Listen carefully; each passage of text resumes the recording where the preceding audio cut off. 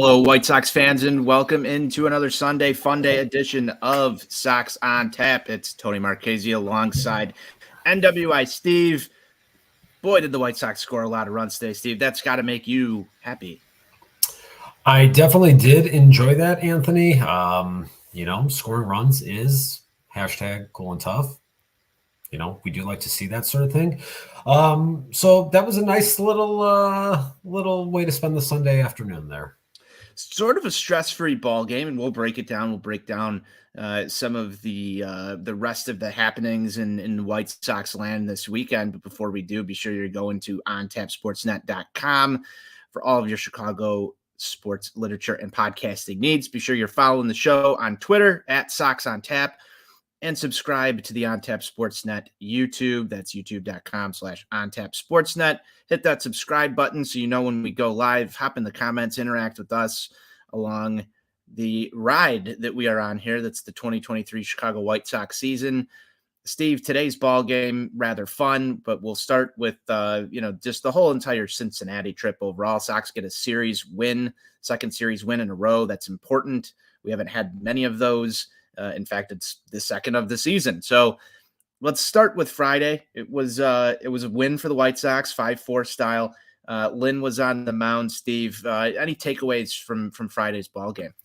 Do I have any takeaways from Friday's ball game? No, I don't, because it was a Macintosh TV game, and at the local watering holes I was at in Scottsdale, Arizona, enjoying a couple two-tree cervezas. You were enjoying a Cinco de Mayo. It was Cinco de Drinko, so I had to celebrate.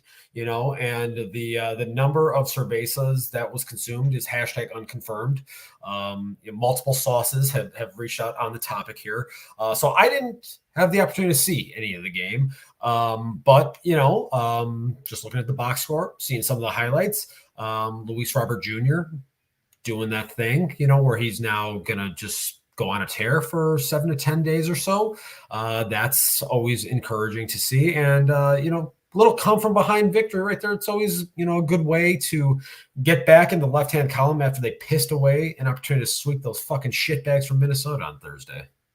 Yeah, Thursday's ball game, Steve, really left a bad taste in my mouth on that series. That was a winnable ball game. And we've talked a lot about winnable ball games that the team should have won. And in fact, the middle game of this series is another one in that fashion. But I thought Friday's game was pretty good. I liked what I saw from Lance Lynn, 6 2/3. He did give up 8 hits, walked 4, but he did strike out 8. So he sort of kept the Sox in that baseball game, Steve. And for Lance Lynn, we've talked about him a ton on this show this year, whether or not he's cooked, what his, overall ability is to put this team in the best position to win baseball games. He did get a lot of help from his offense, and Luis Robert has really turned it around this week. I think you hit on something there just a second ago when you said, Luis Robert's just going to go on this tear.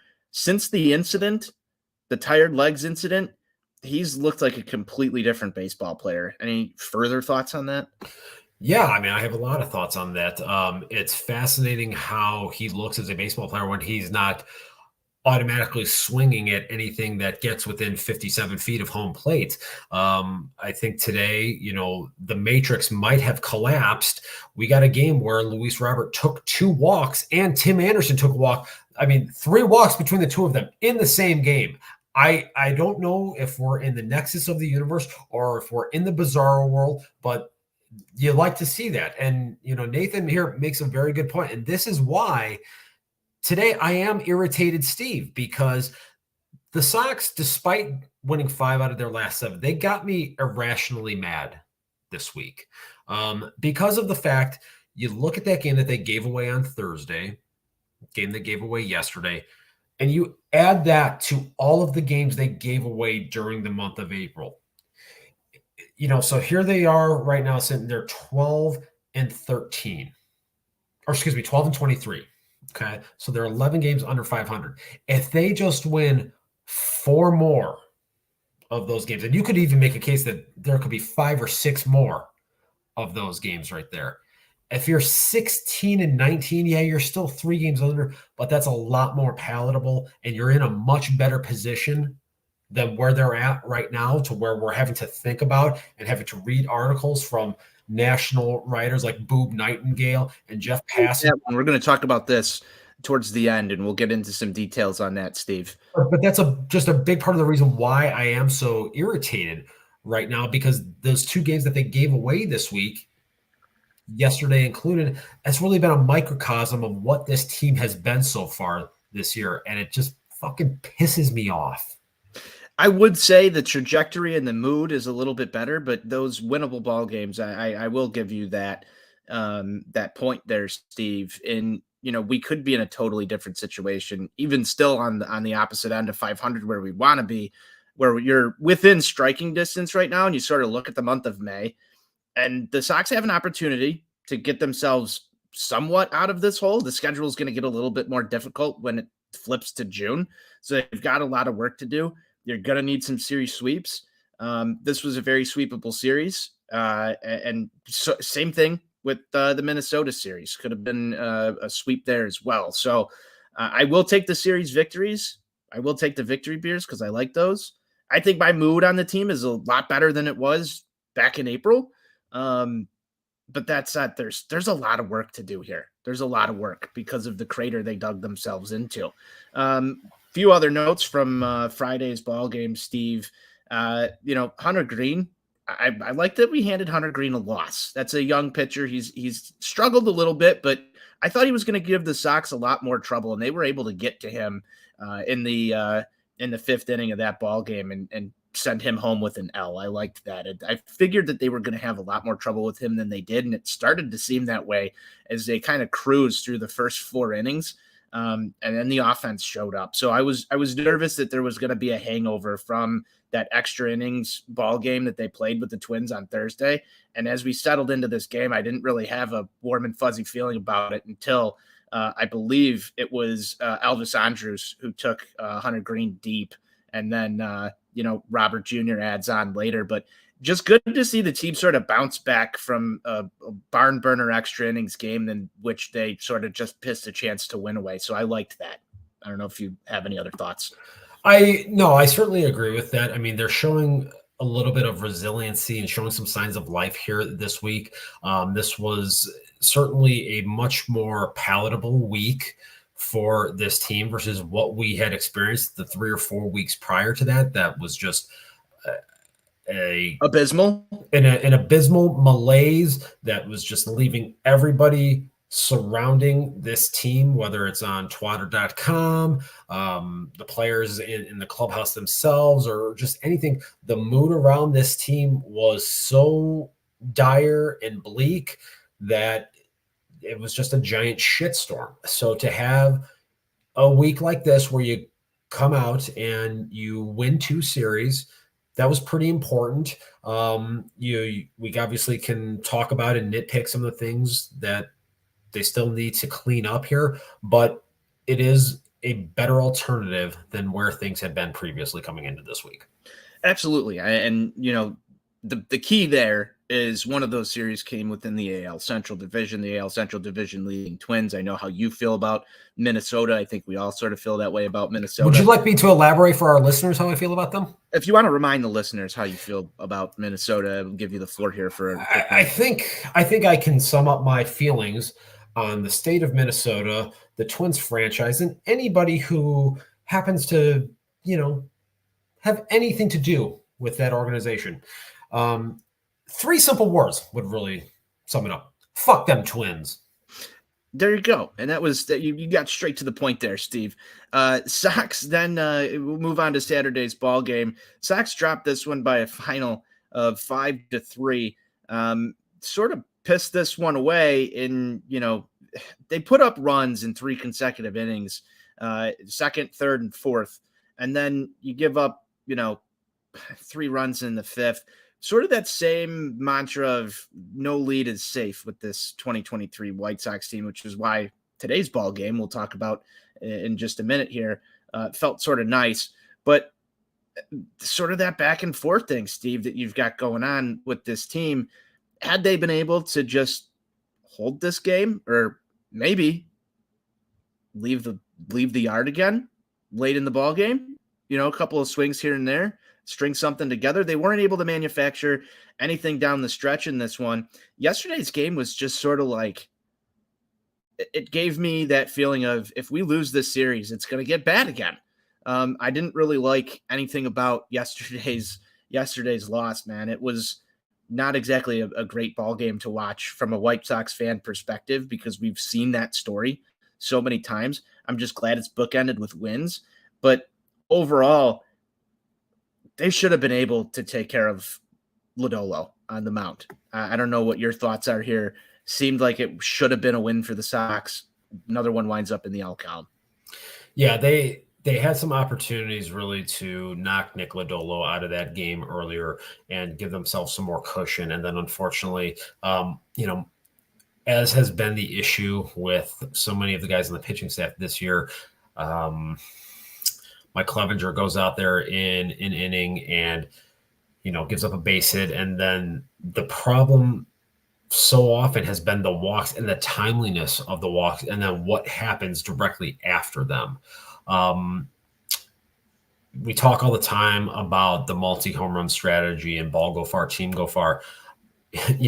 Saturday was, another example of that. I think they actually out-homered the Reds in that game, but the Sox hit 2 solo homers. Yep. So, the multi-run homers, that's a big thing.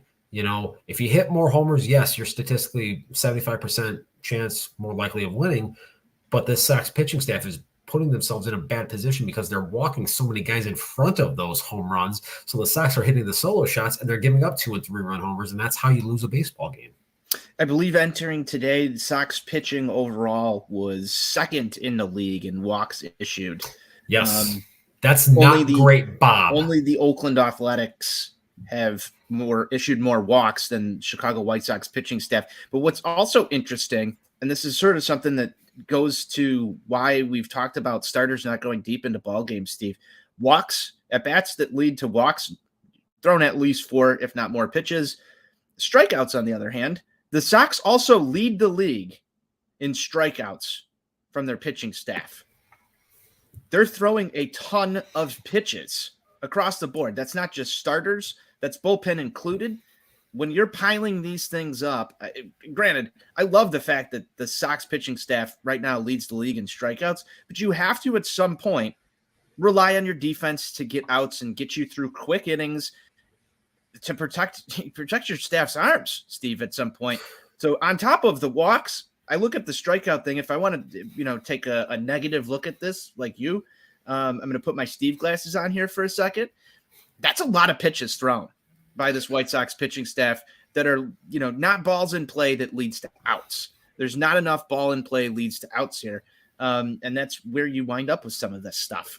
Well, one of the things that I'm trying to do a little bit of digging on is when it comes to the strikeouts here, to me, at least anecdotally, and just watching this team every night and not watching every other team around the league, maybe with this hyper-focused lens as we do with the Sox, it feels like this pitching staff has what I like to refer to as inefficient strikeouts.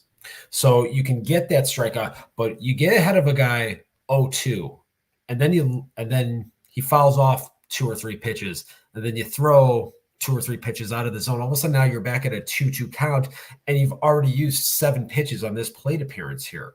So it feels to me, just again, as an observer of this team on a night in, night out basis, like they have more of those plate appearances than just about any other pitching staff in the league. Whereas you watch some of these other teams, you watch the Dodgers, you watch the Rays, they're striking guys out on 3 pitches, a lot of times 4 max. They're not having these elongated at bats that are ending 7, 8, 9 pitches ultimately to get to that strikeout. That's how you have those elevated pitch counts for your stars. That's how you have the starting staff this season consistently struggling to cover 18 outs, which what do I talk about every fucking night?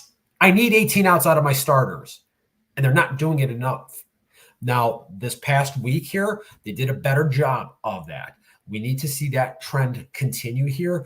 There are some reinforcements with the bullpen that should be coming in short order that could help to stabilize this thing, maybe to some degree. But if the starters can't consistently, and I'm looking at you, Dylan Cease, especially because you finished second in the Cy Young Award voting last season. All the talk coming into the season was him taking that next step to becoming one of the true upper echelon pitchers in the league. I need more than 15 outs to consider you one of those upper echelon pitchers in the sport. And he's not doing that for the very reason that I just outlined. And I would venture to say that 13 strikeouts don't really matter if he's only getting 14 or 15 outs for you, Steve. Yeah, absolutely. I mean, I need minimum 18 outs. Yeah, you need some longevity out of these guys. Just one comment in here: the lack of ability to work with runners in scoring position drives Nathan nuts. I think it drives us nuts here on the show, Steve. Saturday's ball game, 1-for-8 team with runners in scoring position. That's why I said there was nothing to like about this ball game, because it's the same thing that we've seen day in, day out. Let's get to today's ball game. Much better talking points throughout this one because it's actually fun, and that's the title of the show today. More runs, more fun. Sox are able to put up 17 runs today. All of it, sort of starts here with the some are saying that this is the inning. Some are saying this is the best offensive performance by any Chicago sports team in the city of Cincinnati ever.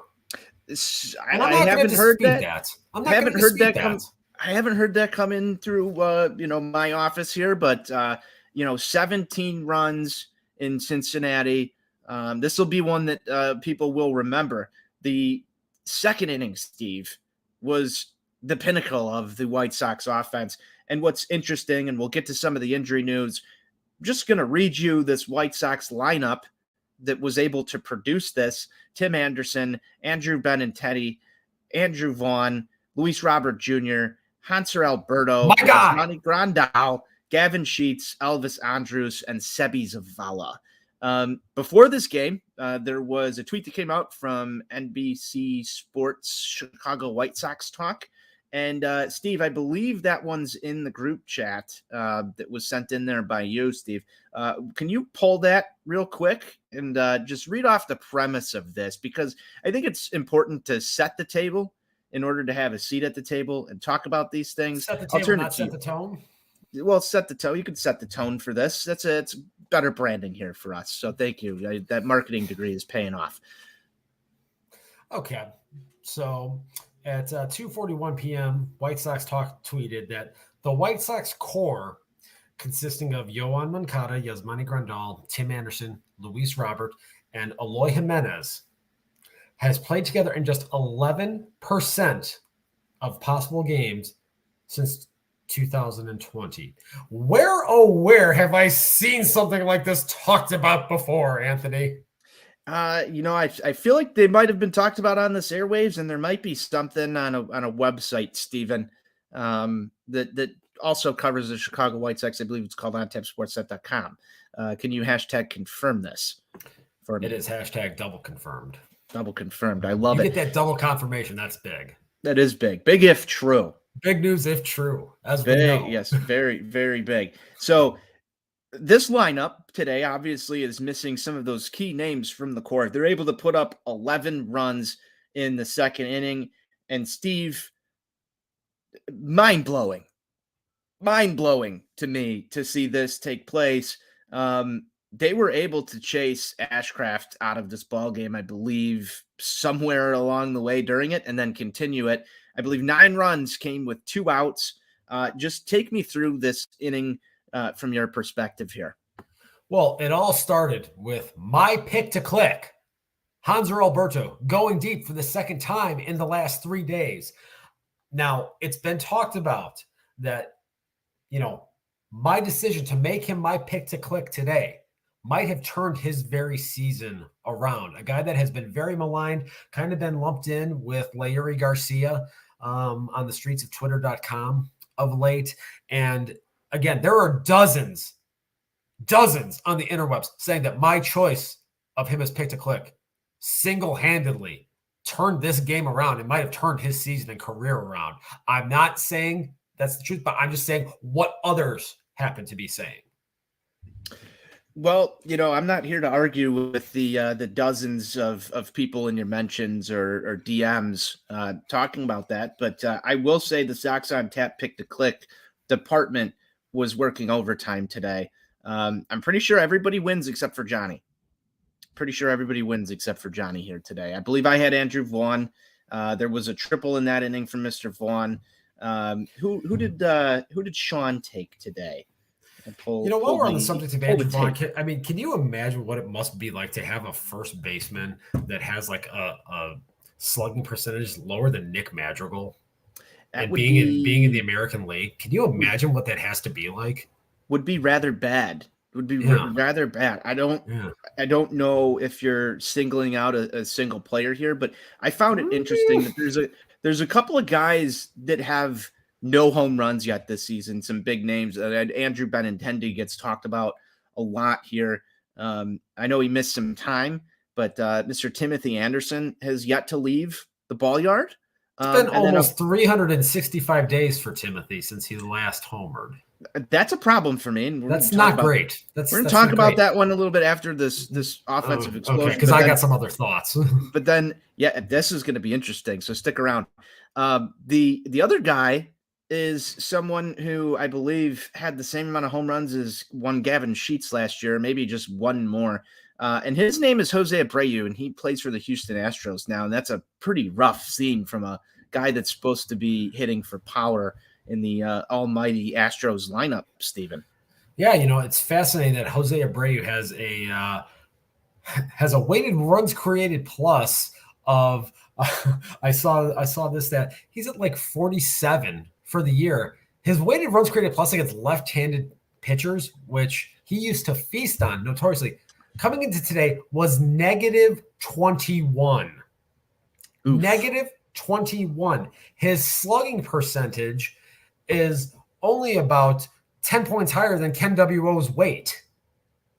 So let that sink in. It's not great, Bob. No, Not great, Bob, at all. It's really not. He's got 4 home runs since the All-Star break last season and close to 450 plate appearances. Some might say you're in a decline if that's what you're putting up stats wise. And he's got a lot of protection in that order. But I digress. We're not here to talk about the Houston Astros all night. We just want to bring you some of the facts as Steve is doing. Big facts only guy, as everybody knows. He's a big facts only guy. So we're just bringing you the facts. Steve, we need to talk about this 11-run second inning for the Chicago White Sox. We've set the tone on it. The lineup here, and Hanser Alberto goes for liftoff here and just absolutely clobbers one into left field. I've seen a lot of home runs go to the left field in Cincinnati. I know people have talked about it being almost like Coors Field. I've never been to the Great American Ballpark, Steven. It's not great. It's not great. No. Is it great for hitters, though? It seems to be, yes. Very, very hitter-friendly dimensions there, especially in the summertime, because the nasty natty gets very humid in the summer. It's your classic Midwest river town there. So I know in June of 2009 when I was there, and I witnessed Gordon Beckham's first major league home run, it gets very sticky down there in the nasty natty. And believe me when I tell you, it is nasty. So that park is definitely a nice place to hit, especially when the weather warms up. And hit the White Sox did today. Steve, after, we go just bombs away for Hanser Alberto, there was a couple other guys who contributed to this. One of them being, somebody very near and dear to my heart, went lift off onto the opposite field. That's Gavin Sheets with a mammoth shot, 3-run shot here. You get some multiple home runs in the same inning. I think they sent 11 or 12 batters up there.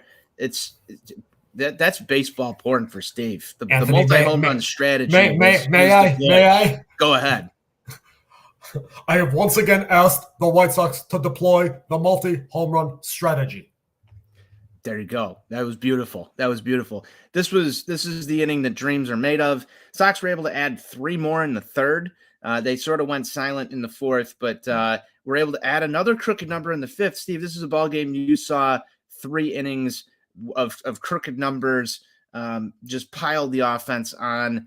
There's a ton to take away from this, but just knowing that the White Sox offense has the ability to do this is rather comforting, because in contrast to yesterday's ball game where you're only, doing the solo shot game, the way that the White Sox were able to hit with runners in scoring position today was wild. 8 for 13. And a lot of this came after 2 outs. So situational hitting, leaving the ball yard, everything that you can ask for an offense to do, this White Sox offense did today. It was insane to watch. I wanted 20 runs today because I'm greedy, but you cannot complain about the White Sox offense at all today. You can't. There's not a thing that I can complain about. The one thing that I found fascinating, and I Twittered about this, was during that second inning barrage. It's interesting when you look at this team, and they'll have like one of these games every 2 or 3 weeks where they're not just inherently swinging at every other pitch, and they're actually taking a couple of walks. They took 4 walks today, which 4 walks, still not a ton, but it's a more palatable number than what we typically see. And White Sox pitching only walked 1 batter on the other end of that. Right. So that's good.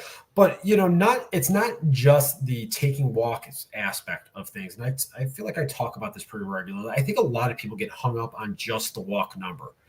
Another big thing about it with this team in particular, and some of the guys in this lineup, it's taking pitches to get yourselves in a hitter's count where you can do damage on the baseball, not just going up there looking for that walk, getting yourself into that 2-0, 3-0, 3-1 count where you can just sit one pitch, one zone. If you don't get it, you take it fine. But if you get it, you swing out of your fucking shoes and you try to hit the ball to the moon.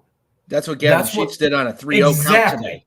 Exactly. Now, does anybody know if Pedro Grifol had to apologize for Gavin swinging 3-0 in that circumstance when they were up big already? Have we gotten confirmation on that? No. Okay. Don't care. Don't know. Don't care. But I was glad to see that ball get absolutely launched. But look, that's what this is about right here. You get yourself into those counts so that you can be dangerous in the batter's box, and we don't see that from this offense enough. No, when we do, like I said, we get one of these games every 2 or 3 weeks, and then they have this inning that Friday night game in Tampa when they scored that 6 runs or whatever it was in the 1 inning when they took like 4 or 5 walks against Jalen Beeks there. They'll do this every once in a while and just tease you with it. And that's like they look like a normal, functional offense that can be really dangerous. And then they follow that up by just going back to their free swing, hacking at everything ways. And that's what is so frustrating. I don't know if this is an organizational thing. I understand that, we've got a new hitting coach. Frank Mendocino's gone. But I feel like with this core group of players, who some of them were not in the lineup today, Stephen, we've seen that story a lot. We've talked a lot about how having Andrew Benintendi in the 2-hole or even in the leadoff spot would benefit this team over it being Tim Anderson, Luis Robert, 1-2. Now, if you go and look at that lineup today, it's very interesting how these guys were lined up. Still TA in the leadoff spot, but Benintendi in that 2-hole provided a vastly different look than what we've sort of seen, especially if you go back and look at the Luis Robert slump days, he was consistently lined up almost in that 2-hole for a vast majority of this stuff. Moving him down provides him a little bit of lineup protection, provides him the ability to go out there and not try and get on base after a, Tim Anderson 2-3 pitch at bat that leads to an out because you're trying to set the table. I like Luis Robert in a position where he needs to go out there and drive in runs. Hanser Alberto obviously comes up big for the Sox today, but I liked the way that this was sort of lined up because I think Benintendi provides a good at bat. I think Gavin Sheets provides a good at bat. Yasmani Grandal provides a good at bat. Elvis Andrews, although he's not been great at the plate all season, he still goes up there and he's not swinging at crap all of the time. So you had some guys in this lineup today sort of spread across it that didn't allow Reds pitching to just work a quick inning. And that's where you see the offense is able to explode. So I will say, I like the way this was lined up. I thought it gave him a great chance to win. We'll see if it sticks. Yeah, you're absolutely right. And I think the idea of moving Robert down in the lineup, especially right now, makes a ton of sense. So, I feel like I've been pretty critical of Pedro Grifol and some of his lineup construction issues here in the last 2 or 3 weeks. I think he's doing the right thing here right now by putting Robert in a position to be a little bit more dangerous, get himself right. I think he reached base, I want to say 11 or 12 times this weekend. And, I think since the benching, I want to say he's taken like maybe 5 or 6 walks since that happened. So we've seen a different plate approach. Yeah, we've seen a different plate approach. And that's, a very encouraging sign. Hopefully that is something that will stick, because we've seen these hot stretches before. And when he goes on these heaters like this, I mean, he looks like one of the 5 best hitters in the sport, and because he's just doing damage with consistency. Again, if he's able to go up there and take pitches out of the strike zone and get himself into counts where he can be dangerous and do damage on the baseball, he's a dynamic player. We've seen that, and he's the kind of guy that can carry an offense. And for a team that was going through a stretch where they were not scoring a lot of runs, if he goes on a heater like this, that's the kind of thing that can get a number of other guys rolling potentially as well. Well, and you can see it with the walks, Steve. You can see it with the walks. When he starts walking, it means he's being dangerous, not only from the sense that people are trying to pitch around him, but also he's not swinging at stuff that he shouldn't be swinging at and putting together a quality at bat. That's what we've asked for on this show numerous times, is just quality at bats from Luis Robert. And I've been very, very happy with what I've witnessed take place since the legs were tired. I will call it the legs were tired incident for probably the remainder of Luis Robert's career, because it was just so interesting the way that all went down. But overall, he's putting the White Sox sort of on his back here with most of the other core not performing to where I would say they should be, or not available. That said, Steve, we'll wrap this ball game up. 17-4 final. Any thoughts on Kopech's day? Yeah. Look, there's an issue here. The home runs are just too problematic at this point. He did a better job today of pitching in the strike zone with more regularity and not issuing the walks, which has been a major problem for him here. But this home run binge that he has been on of late is not a very good sign. And really, he wasn't fooling many hitters today in the Reds lineup. And that is something that is really concerning for me.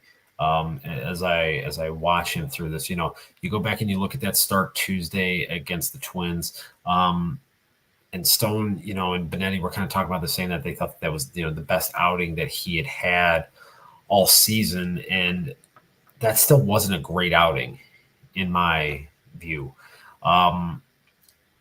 Just the overall effectiveness and the regression from him to start the season here through the first 5 weeks is very concerning. And I know that there are a lot of people in some of the circles that I am affiliated with that are now really starting to think about and question, is he going to be able to stick as a viable major league starting pitcher? Because you can't keep going out there and giving up 3-4 home runs a game. That's just not going to work. Now, granted, he was lucky today that they were all solo shots, but far too often this year, he has gotten himself into trouble because he is walking 1 or 2 guys in front of him, and then all of a sudden that is turning into a 2-3 run homer. They've got to get this thing figured out somehow here. And he's been another guy that at the, at the very top of the show, when I was talking about what I call the inefficient strikeouts, he's been a major, major culprit of that, letting guys back into at bats and either losing them entirely or having that 7-8 pitch plate appearance before he's able to get that strikeout. And that's something that just has to get figured out here very quickly. So something interesting, I was listening to the radio pregame show today before today's ball game, and they were talking about Kopech and, the pitch mix. And this is something that you talk about all the time. And you've had a couple of really well-written articles on specifically Lance Lynn and pitch mix and some of this other stuff. So I wanted to sort of bring this up today. Kopech technically has 4 pitches in the arsenal. Obviously, the 4-seam fastball and slider are his go-tos. But I didn't really know this until I went and looked at some data. He's effectively a 2-pitch pitcher right now. It's basically just fastball, slider. Now, changeup, curveball are also in the arsenal. But, Steve, so far in 2023, only 10% of his pitches are the changeup and curveball. Everything else, that's 90% 4-seam fastball and the slider. It's really easy by the third time through the order for an opposing hitter to sit there and just sit on one of 2 pitches. He's got to be able to work something like that in. Now, last season, 10% was just the curveball. He didn't even really rely on the changeup. In fact, he only threw 25 registered changeups last year. He's above that so far this season, but overall, the early data is showing that he does not have faith in a third pitch here, Steve, and I think that's sort of hurting him. I looked at today's game through sort of a different lens. Obviously, the offense provided him the ability to sort of just work through everything with so much of a grace period in terms of runs on the board for him to work. I was impressed with the 1 walk. The home runs are still a problem. I'm okay with the solo shots and sort of just getting through 6 because effectively you're in mop-up duty at this point in time. You just have a lead to work with. As long as you're not walking guys and giving up 3-run bombs and letting another team get back into it, I thought he did a good job today. It's not the domination that I want to see because the fastball and slider work. We've seen it work. In fact, we've seen it work in the bullpen for the Chicago White Sox team back in 2021. He was very effective in those short spurts. I still remember that start against the Yankees, I believe, from that same season, where you saw him working very effectively later on into a ball game.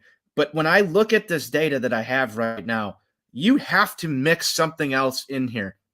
You can't be, I know a 1-trick pony doesn't work here, but it's basically a 2-trick pony.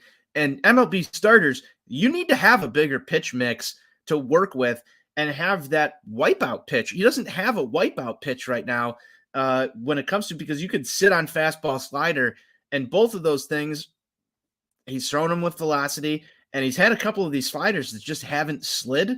I know Dylan Cease's poem. Maybe somebody's got to read it to him before he goes to bed, before it starts. So slider, slide. He's hung a couple of those, and that seems to be where people are going to just continuously light him up on their second or third at bat through the order. So I don't know. The long-term starter thing sort of scares me. I still think he has the stuff. I was happy with today's start, but there's signs there, and I think that's sort of what you're getting to. When you talk about, will he, remain, in the starting rotation for a long time? The other thing that's a little bit concerning to me, Steve, and maybe it's not concerning to you, the changeups this year are coming in at an average of 88.4 miles an hour, whereas last year that was sitting at 85. So he's throwing them with a little bit more velocity. It looks more like the fastball. I think it's probably, the change in distance between, velocity in your fastball and your changeup, maybe that little bit of extra velocity is sort of not working for him. I'd like to see, what the results of these changeups and curveballs are. Maybe this is something that you want to dig into at some point, but there's something not right with the third pitch from Michael Kopech or even the 4th pitch here. That's sort of alarming to me. I'm hoping that they're working on it. In fact, they did a video in spring training with Yasmani Grandal. Don't know if you remember this one, but it was Grandal and Grifol, or maybe it was Katz. I think it was Katz and Kopech on a bullpen session. They were talking to him about, that changeup is looking great and everything. And now all of a sudden, you've only thrown it 33 times, good for 5% of your pitches during the season. Why are we not working it in more? Yeah, so a lot to unpack here. Go back to last season, and it was towards the end of the year. I would say it was maybe in August or early part of September. They were talking about the need for him to have a more stable third pitch that he could work in with regularity. And the changeup was something that was talked about more. And that was something that I had highlighted and said that if Michael Kopech was going to take his next step as far as being a high-end major league starting pitcher, that he was going to have to do that, because there really are very few guys that can be effective major league starting pitchers and go through a lineup 3 and into a 4th time, really just being a 2-pitch pitcher. The most prominent one that I can think of, or the 2 most prominent ones, Randy Johnson and Johan Santana. And we all lived that Johan Santana nightmare for far too fucking long. Please don't bring that up on my Sunday Funday. Yeah. So moral of the story, though, is he absolutely needs to figure out what that third pitch is going to be, because right now the predominant fastball slider combination is not working. And from a tunneling perspective, it's not really giving the hitter enough of a variance to go up there. And the other thing, too, is you talked about the uptick in his velocity on the changeup this year, going from 85 miles an hour up to 88 miles an hour. You couple that with the overall decline in his fastball velocity this year. The gap between those two has condensed a lot. And what's interesting, Steve, is right now, at least according to Baseball Savant, it's up 1 mile an hour over the 94.9, still close. But we were sitting 97 in 2021, 97.3. Right. So the gap has closed. Yeah. And so there's just not enough of a band there to really keep the hitters off balance. And his changeup was such that it wasn't a pitch that was movement reliant. So it was more so just a change of pace for him. And if you shorten that velocity band with it there, if there's only a 5 to 6 mile an hour variance, there's just not enough there, really. And they've been trying to talk about him working in that overhand curveball a little bit more. Whether it is that changeup or that curveball, something else needs to get utilized more frequently to keep the hitters off balance and give them a different look. We're not getting that right now. And that's a big part of the issue with Michael Kopech. We'll continue to dive into this and look at more data as it comes in. But I think that was well said, Steve. Those are just things that I was looking at today.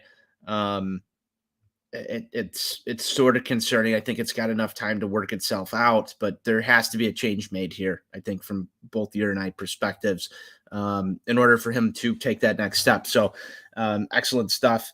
Other than that, today's bullpen usage, Lambert, Middleton, Colomé closed this game out. Not much else to talk about there. And I saw your tweet about Colomé not being able to screw this one up.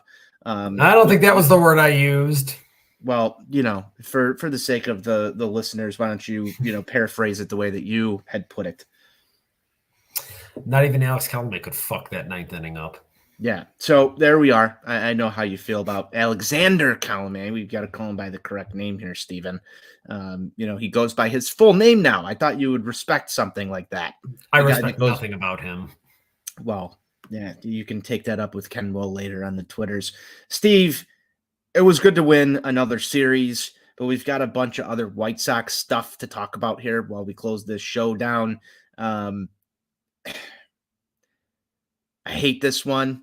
I hate this. I know you hate this. It's not his fault, but we are going to be without Eloy Jimenez for the near foreseeable future. If you're just catching this news, Eloy Jimenez underwent an appendectomy yesterday. I believe the initial time frame given was 4 to 6 weeks. I didn't see a jersey hanging in the White Sox dugout today for him, so I'm glad to know that he's still with us. But this is going to be a significant blow to lineup. Eloy's bat was heating up. Just very unfortunate circumstance here. Obviously, it's going to hurt our ball club not having his bat in the lineup. That said, the boys came out today. It looks like they won one for him. Let's see if we can keep the positive momentum going. But losing Eloy here is not an easy pill to swallow. Steve, any initial reactions to the Eloy Jimenez appendectomy? Yeah, it sucks. Have you had an appendectomy? I have not. I have not. I thought I did or was going to require one back in January of 2005, but it turns out it was just my first kidney stone. So lucky me, I guess. Congratulations on your first. Thanks. Yeah, thanks. Appreciate it. But look, it sucks. And it's just a really unfortunate thing. There's nothing he can do about this. I saw some people on twitter.com doing what people do on twitter.com, trying to act as if this was somehow preventable on his front, which is just the most absurd thing to even suggest. Someone's appendix bursting in the middle of the night. They have no control over that. I mean, with all the advances we have and all the technology we have in the medical field, literally, you talk to a lot of doctors, they'll tell you that an appendix bursting is just a random occurrence. It's an organ or it's something. What is it? We don't even know. It's something inside the body that isn't needed, and the only time you realize it's there is when it bursts. I mean, you can't make this up. But again, for people to be out there trying to say that this is somehow his fault is just so laughably absurd because of the fact that he has dealt with all of these soft tissue injuries. These are not the same thing, people. Be serious here, for God's sake. All right. Just, have some shred of human decency and some shred of common sense to realize that there is nothing a human being can do about their appendix bursting in the middle of the night. Okay. Yeah, this was something that, it sort of feels as if there's two things at play. People are tired of Eloy Jimenez not being in the White Sox lineup, and I can respect that because we've had plenty of Eloy Jimenez not in the White Sox lineup that's led this team into certain circumstances that we've all been through together here over the last couple of years. But to me, I'm just glad he's healthy. I'm glad that he, had the procedure done. Everything was taken care of. It seemed that the team was concerned about him. Obviously they took him to the hospital yesterday morning. Everything from my initial thought when I saw those comments from Pedro saying that he had some stomach irritations, I thought maybe he just ate some of that shitty Cincinnati chili. Yeah, it could have been so much better. It could have just been like gas or something. But the initial thought here, severe abdominal pain, appendicitis, not a joke. The fact that there's people out there that are talking about it as if he could have prevented it somehow, as you just laid out, is sort of unfortunate. It is unfortunate though in the same vacuum. Like I said, we've had a lot of missing Eloy Jimenez. I'm not going to tack this on his injury proneness. That I still, fully believe that he's injury prone the way that he handles himself in the outfield or runs to first base. Don't let Rick Hahn hear that. Don't let Rick Hahn hear that. But in the grand scheme of things, it also falls underneath that's so White Sox sort of mantra of things, and that's where a lot of people are frustrated. But you're right. There's no way to prevent this from happening. Other White Sox injury news. We hope Eloy gets well soon. Other White Sox injury news. We're down to Jake Berger, oblique. At this point, Steve, the only update that I've seen on it is he's potentially going to take ground balls tomorrow directly at him. He can throw fine. Still hasn't swung a bat. We're hoping that one sort of cleans itself up. More positive injury news. Sounds like Yohan Moncada potentially is coming back tomorrow to start this series with Kansas City. Other than that, the big one, William Hendricks, has been working down in Charlotte, and that's things that we love to see. I know that there's a minor note about Garrett Crochet. He's going to take a little bit longer, I believe, than most of the other guys here. But the real big one that I want to get to is Liam Hendricks. I know you foreshadowed this earlier on the show. He's a guy that could come help stabilize this bullpen. I want him back as soon as fucking possible. Just if the Sox have any, shred of hope of getting through the month of May in a position to sort of claw themselves back out of what happened in April, I think Liam Hendricks can play a big part of it in the latter half of May, Steve. Very positive to see him out there throwing the ball down in Charlotte and getting his work in. Yeah, that's definitely great to see. Obviously, first and foremost, Liam being healthy and beating the non-Hodgkin's lymphoma that he did, and just in the time frame that is. I mean, here we are. It's May 7th, and there's a possibility we might see him next weekend when this team comes home. Like they talked That's what I was thinking. They talked about 4 or 5 appearances, and you know him. And I say this in the most endearing way possible. He's an absolute fucking lunatic. He doesn't want to pitch down in Charlotte for 2 weeks. Exactly. He wants to get back here and help this ball club. Exactly. And so I say that as a term of endearment. He's a fucking lunatic. And you knew that this guy was going to come back from this thing and was going to beat the projections on the time frame for here. But to even be at this point to where it could be May 12th and he could be entering the game with the strobe light little entrance next Friday against the Houston Astros. Holy shit, man. That is absolutely insane. And I mean, we talk about giving me goosebumps thinking about that. We talk about things being cinema. We talk about this is cinema. How cinematic would it be if he comes in to the game in the 9th inning next Friday, Sox have a 1-run lead, and he strikes out slapdick Jose Abreu to end the baseball game? I knew where you were going, and that's exactly what I want to have happen, Steven. Yep. That's exactly what I want. And it'll make Ken cry like the little bitch that he is. I want Liam Hendricks back in that bullpen as soon as possible, and I think he wants to be there too. It'll be great to see. That's your White Sox injury update moment. One other thing I want to add go ahead. onto that, Anthony. So we talked about Yoan Moncada and kind of some of the speculation about him maybe being with the team in Kansas City tomorrow. I want to caution people on this here with the disc protrusion that he is having. I spent a lot of time over the last 7 to 10 days here talking to a couple of the spinal surgeons that I work with about this, and they have all kind of individually told me here that this is the type of thing that has a high level of recurrence. So while things may be trending in the right direction right now, he could go out there, have a couple of games where everything is fine, and then if he has to make a diving play at third base, or if he has to slide to evade a tag, the smallest minor things could re-aggravate that. And then we could see a situation where he might be down 3 or 4 days because of it. So, and he's another guy I would caution this too, Steve. We've seen the White Sox do this, especially with Yoan Moncada as it led up to this.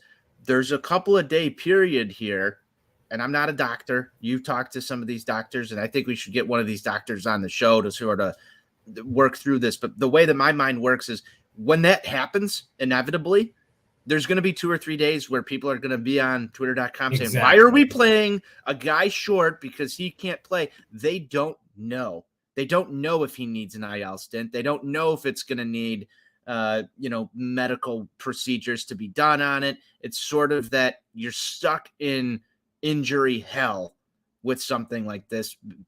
When I heard protruding disc, I believe I texted you immediately and said, hey, we've got to look into this because it's going to be more than just, all right, now he's better and he's good and ready to go. Sorry, I cut in here, but I just foresee this being a problem maybe once or twice more throughout this season and potentially down the road. Yeah, and one of the spinal surgeons that I work with pretty closely, and I had a pretty extensive conversation with him about this here. He said the thing that is the most concerning aspect of it is the fact that there is pain radiating down the leg. That when you have something symptomatic like that, that is the type of thing that even for a late 20s physical peak performance athlete. That is the type of thing that has a high level of recurrence when you do have other symptoms like that. And when you have a tingling sensation going down into your legs, that's the type of thing that could be problematic from a long-term perspective. So just as you talked about, and I was going to touch on that exact point here, is what's going to happen. There's going to be that period of time where Twitter.com is going to do what it does with Yoan Moncada. And look, a fair amount of this is self-induced because of some of the things that he has done throughout the course of his career. And just, seemingly every couple of days, he's out there wincing, going down the first baseline or after a swing. So there's just negative stigma that surrounds him with this. But we know that there is something severe in there right now. And the smallest, most minor thing could potentially re-aggravate that. So people, use some fucking caution with this and think before you hit that tweet button. Okay? Steve has warned you now. Steven has warned you. I want to get into something before we close the show, Steve. I think we did a wonderful job recapping the White Sox injury update here. But we touched on this earlier. It's Tim Anderson talk time. It is Tim Anderson talk time.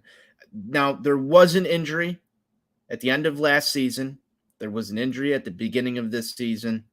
Not to roll this in from the injury segment. Tim Anderson is by all means healthy. He's playing on the Major League roster right now. It has been far too long since this guy has left the ballpark.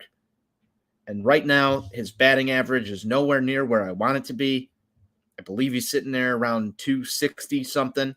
That's not the Tim Anderson that I know that's guaranteed a leadoff spot in this batting order. Yes, this team has turned it around since he's come back. But I heard a radio caller call in on Thursday after the White Sox had pissed away the opportunity to sweep the Minnesota Twins. And Tim Anderson had 2 chances within that ball game to drive in a winning run. And so I understand there was some level of frustration with Tim Anderson there, but this sort of stretches over a larger period of time for me. I'm starting to get to the point where the White Sox have dropped the change the game marketing scheme that I believe came from Tim Anderson. The White Sox have also sort of just continuously also utilized him in the leadoff role for a very long time. Yes, he's a great hitter. Yes, he knows how to work the ball to right field, and that's where he makes a ton of his money. But that show is getting a little stale for me. I don't know if it's getting stale for anybody else out there. What happened to bat flips? What happened to change the game? What happened to Tim Anderson doing more than hitting singles into right field and then not producing in clutch moments? Like, where is this, Steve? You and I were in a cornfield and we watched Tim Anderson lift the ball over a fence. It was one of the most exciting White Sox victories that I've ever witnessed in person. Where is that right now? Because it feels like it's been gone for a longer time and no one is talking about it. In fact, I'm still hearing the Sox go as Tim Anderson goes. And maybe it's just recency bias over the past stretch of a week here. But I really don't think he had a great series here in Cincinnati. In fact, I think his first hit came yesterday in the later innings. Isn't really moving the needle much, at least for me right now at this moment. Why is this not being talked about? It's not being talked about because he has been the face of this organization and he's been, very outspoken. To your point, I had some very heated discussion on Twitter.com last night and into today on this very topic.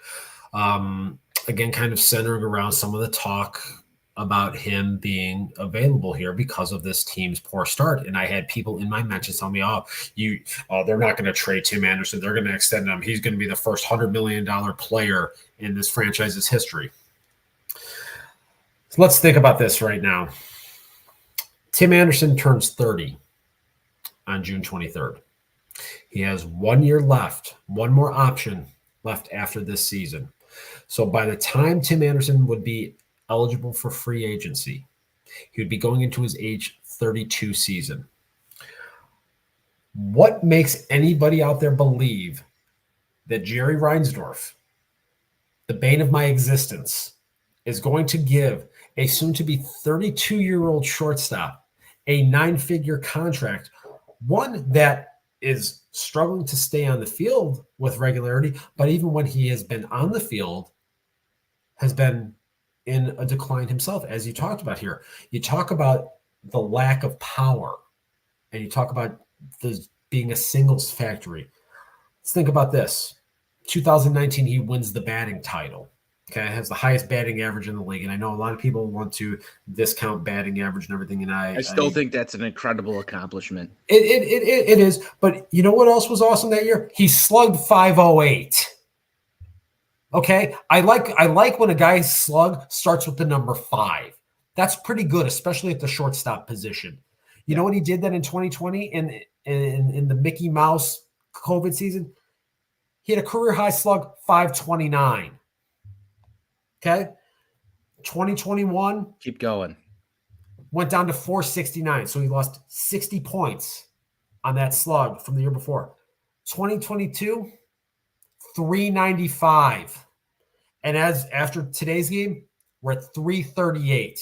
That ain't going to get the job done here. Okay, a .316 on base with a .338 slug. That's not going to get the job done. I don't know where people think that is worthy of a 9-figure contract for a guy that would be 32 years old at the start of the deal here. Maybe on some other planets it might be, just not on this one, and not with this fucking owner. No, I'm right there with you. And there's a lot of factors that play there. There's a lot of factors that Tim Anderson's a very well-liked guy within, the White Sox community. Has been the face of the franchise here for quite some time. But I'm just sitting here looking at it. Andrew Benintendi hasn't had the greatest of starts to his White Sox career. Noodle boy? Yeah, whatever you want to call him. They're both hitting .268, and I think one takes a lot better of an at-bat than the other one at this point in time. I don't think that's arguable. And if neither of them are going to hit a home run, what's the fucking difference for me? What's the fucking difference? Why are you going to go give him more money and lock him up for a $100 million contract? How long are you going to sign him for when you have Colson Montgomery in your farm system? And he's one of the only sparkling things that's down there, and he's injured right now too. Yeah. And there's he's questions officially about a him. White Sox. Yeah. So I'm not trying to sit here and say Tim Anderson is bad at baseball. He's not. But I don't. But Tim is a big part of the reason why they're in the spot that they're in right now. And he's a big part of the reason why last year went the way it did. We see those graphs all the time. I know I saw no one is Steve, no one's saying that. What you just said right there. No one's fucking saying that. No one's saying that. The guy has operated with complete immunity to a lot of this. That's the first time I've heard that said on like airwaves on any of these shows. And if I've missed somebody else say it, I apologize. I'll give you credit for it. But that to me is sort of like that, like, wait a second, let's look at this. His production is nowhere near where it needs to be for this team to be successful. And yet every single time he gets injured and comes back to the lineup, it's like, oh my God, everything's going to be fine now. Tim Anderson's back. And I'm looking at him being back. And yes, we're winning ball games. And some of that's by happenstance because really 2 hits in this series. I know he scored 2 runs today. It was a better ball game for him. I need extra base hits. I need an occasional home run. 15 home runs in a season for Tim Anderson should not be a problem. It should not be a problem for him to get to. No, it shouldn't be. 15 home runs and 40 doubles. I mean, at least. I mean, I'm trying to pull up here and look at some of his doubles totals. I mean, okay. So granted, his high mark in doubles in a season was 32, but he's been consistently a 25 to 29 double guy. Okay. What are we on pace for this season? Right now, he's at 5. Okay. But those are his only 5 extra base hits. Yeah, that's it. Okay. You go back to 2019, he had 50 extra base hits. You have that 50 extra base hits, and you couple that with his efficiency stealing bases as well. He's one of the most efficient base stealers in the game, and he has been since he came into the league. People always think that stealing bases is about speed because they see, Billy Hamilton and just his blinding speed and the weapon that he can be. But there are a lot of guys out there that have really good speed that are not good base stealers. Yohan Moncada is the guy that comes to mind. Yes. There are plenty of other guys that have been in White Sox uniforms. Adam Eaton was a fast guy that would go through spurts. I believe if you go back to MVP baseball 2005 or 6 or somewhere around in there. Great game. Yeah. You remember they used to put like the cleat icon next to fast guys? Yeah. Alex Rios used to have a cleat icon next to him as being a fast guy.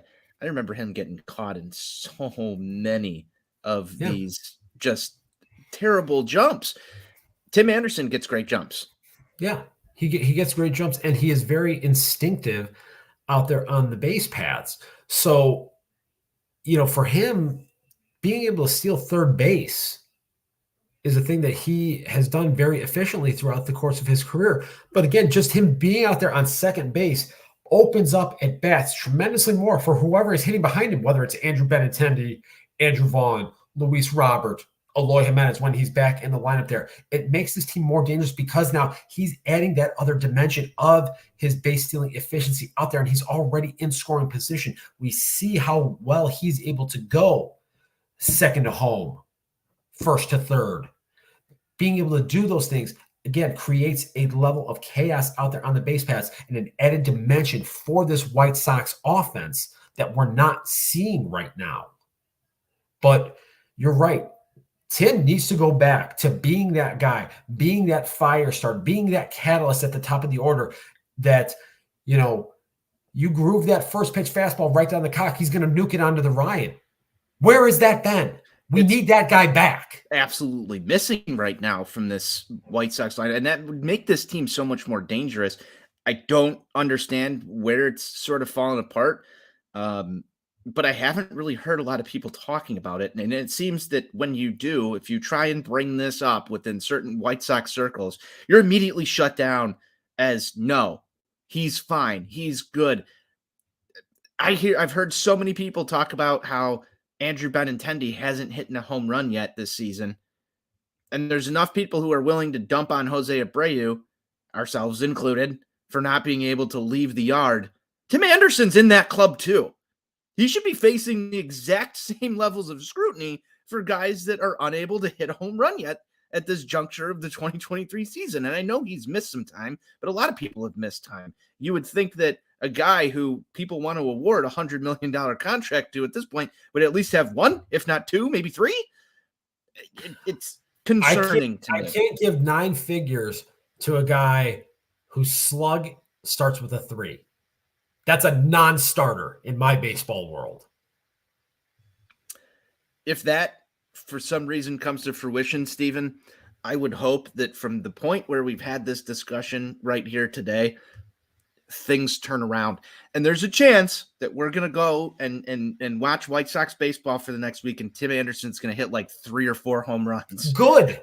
And we'll be happy. Good. But that's what we need to see, because right now, and I know we've gone a little bit over our hour here, but I felt like this was an important way to talk about what we're witnessing with Tim Anderson on the Sunday Funday show, because I'm not getting everything that I need to from this ball player. And it seems like you're not either.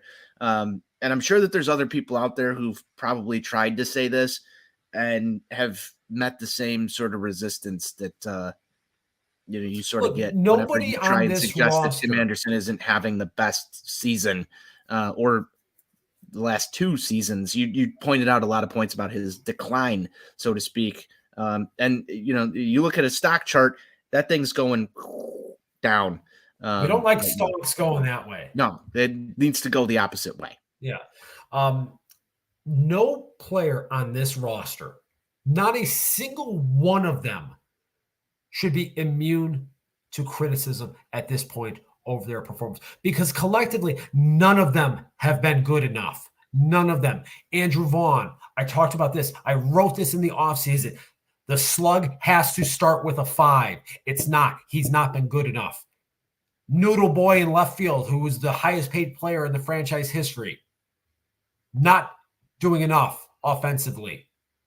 He's a little slap hitter that you've given 75. He's come up clutch in a couple of spots this past week, which I really like. That's fine. I need more extra base hits. I need more slug. Period. Okay. Yasmani Grandal has started to get going here. We're seeing better at bats coming out of him. Luis Robert, we're seeing this out of him now here over the last 4 to 5 days. How long this is going to continue, how long the plate approach is going to stay sound the way it is now, where he's getting himself into positive accounts and even taking his walks. That's going to be interesting to watch, to see how long that is going to go on for. But as a team here, collectively, they need to drive the baseball more. They need more slug. And none of them should be free from criticism. I don't care how long they've been here. I don't care how much they're getting paid. They haven't been good enough. That's why they're in the fucking hole that they're in. Fair is fair. We'll try and maintain that on the show, Steve, for the remainder of the season. And that's one of the reasons I love doing this, is we'll have some open, honest discussion about what's really taking place. Steve, I don't have much else. This is an excellent Sunday fun day. Sox win, blowout fashion.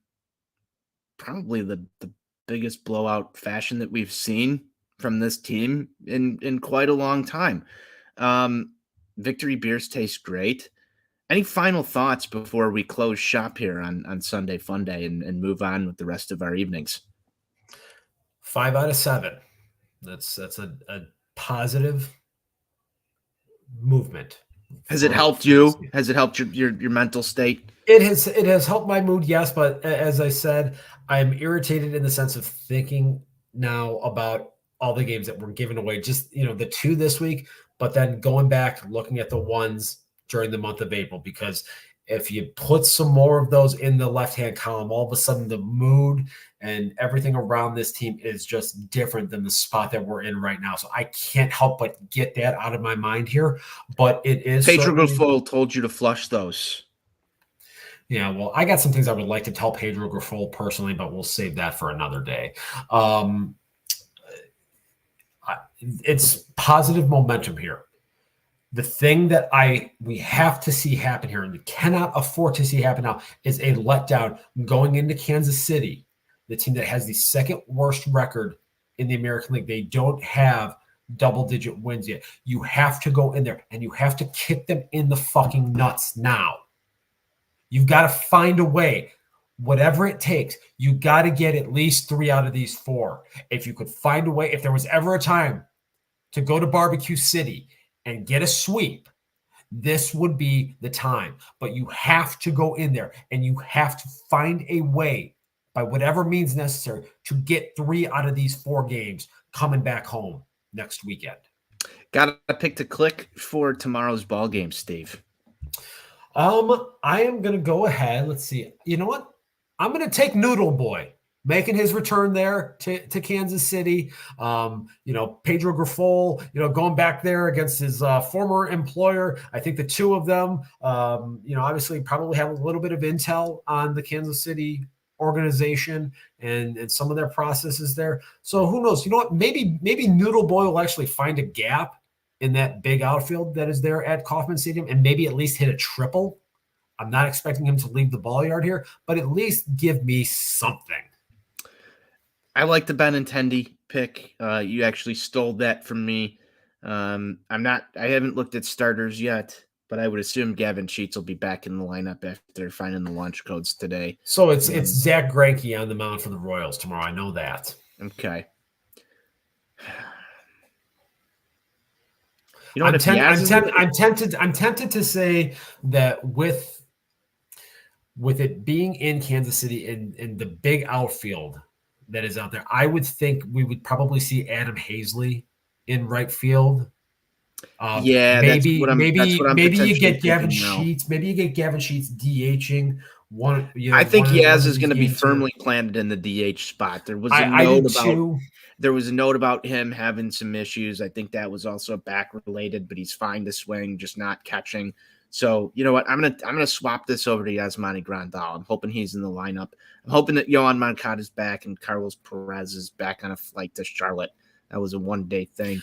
So I would think that would be Lenine going back down to Charlotte. You think they're going to carry 3 catchers for a little while here? Yeah, I do. I think it's far more likely that they would send Lenine back down because you've got my guy that I turned around, Hanser Alberto. There's a redundancy issue at that point, and Fair. I think Yep. I just think that makes the most logical sense at this point. Probably does. I forgot that Lenine was back on the roster there for a brief moment, but that does check out. The math there seems to check out. I'm going to go Yasmani Grandal. He looked pretty good at the plate today. I want him to put one in the fountain. You want to see a bat drop, don't you? I do want to see a bat drop. I do. That would be visually pleasing to watch. It is. It certainly is. I agree. Absolutely. Well, Steve, we're almost at the hour 20 mark. We're going to shut this thing down. Thank you to everybody who tuned in. Happy Sunday, fun day. Hope you enjoyed a White Sox victory. Thank you for spending an hour and 20 with us. Steve, it's always a pleasure to talk about a White Sox winner. We'll get out of here in just a second. Before we do, make sure you head on over to the On Tap Sportsnet YouTube. That's youtube.com/OnTapSportsnet. Follow the show on Twitter at Sox On Tap. You can follow Steve at NWI_Steve. Myself at Tony On Tap. We'll be bringing White Sox content to you throughout the rest of the season. We'll be back tomorrow with a post-game show. Steve, White Sox forever. White Sox for life.